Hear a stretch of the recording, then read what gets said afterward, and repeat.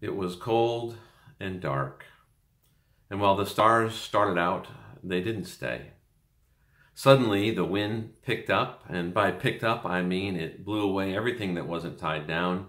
It screamed through the trees and knocked over the tents. Then the skies opened up, and the rains poured down. It was the fifth night out on our trip. It had seemed like a good idea to take the youth from our church on a hiking trip along the Appalachian Trail. And in fact, it had been a wonderful experience. Until that night, the weather had been beautiful.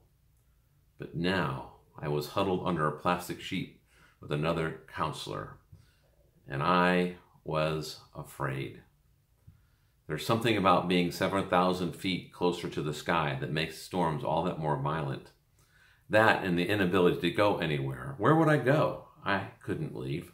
I was in it. Sort of like now.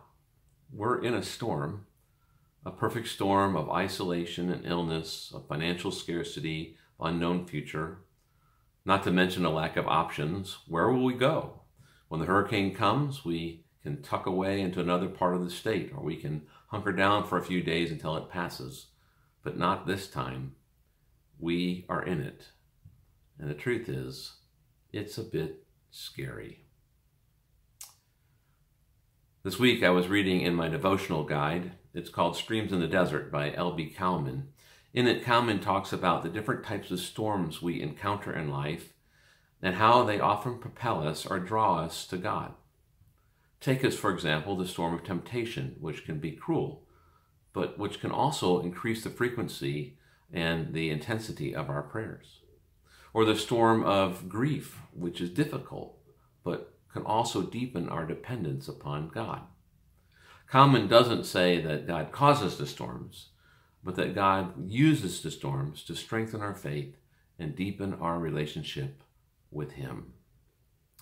Which made me think, got me wondering, how are you doing in this storm? These days, are you more aware of God's presence or less? Are you being drawn closer to the arms of Christ, or are you being moved further away? Psalmist in Psalm 121 says, "Where does my help come from? My help comes from the Lord, the maker of heaven and earth. He will not let your foot slip. He who watches over you never slumbers." There's an old story about a hiker who got too close to the rim of a canyon and fell over the side. About halfway down the canyon wall, he crashes into a branch and grabs on for dear life. And the hiker is hanging there, and he begins to call and to yell and to scream, "Hello, hello, help me, help me. Is there anyone else up? Is there anyone else up there?" And a voice comes down from heaven. "Yes, I am here." The hiker yells, "Who are you?" And the voice says, "I'm God, and I will help you. Just let go of the branch, and I will catch you." The hiker reflects for a moment and yells, "Is there anyone else up there?" In other words, it takes faith. God is our help, and God is our strength, and God will never rest in His provision. The question is, do we believe this?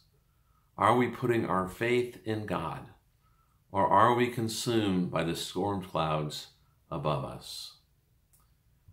Without faith, it says in Hebrews 11:6, it is impossible to please God. Anyone who wants to come to God must believe that God exists and that God rewards those who sincerely seek Him. I am praying for you. I am praying for God's blessing, God's provision in your life. I'm praying that God will strengthen your faith and deliver you from the storm. In the name of the Father, the Son, and the Holy Spirit. Amen.